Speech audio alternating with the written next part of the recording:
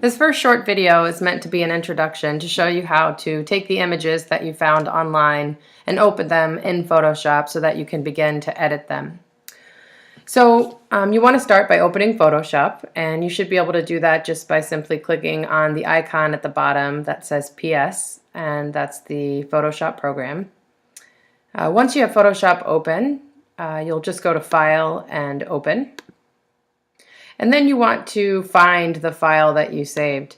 Make sure that you know where you're looking for it. If you saved it on a flash drive, your flash drive might show up somewhere over here.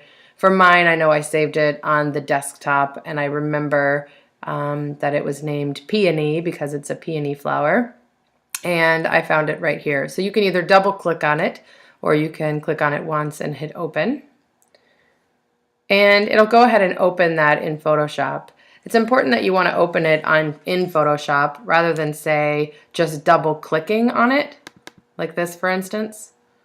If I just double click on the file, you'll see that it opens it, but it opens it in a program called Preview. A lot of people get tripped up in the very beginning and have double clicked on the image and think they're in Photoshop, but in reality they're actually in Preview. So you can't actually edit it when it's in Preview.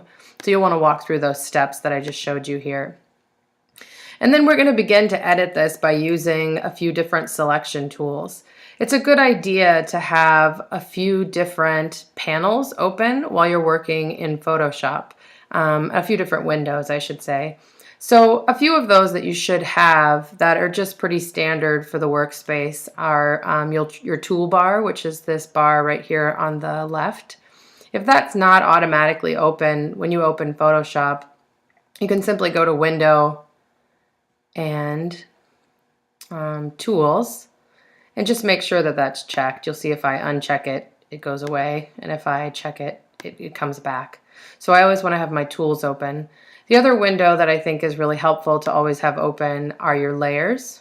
So I'm going to click on Layers, and you'll see that this window pops up here, which shows a smaller image of my file there, which is called the background.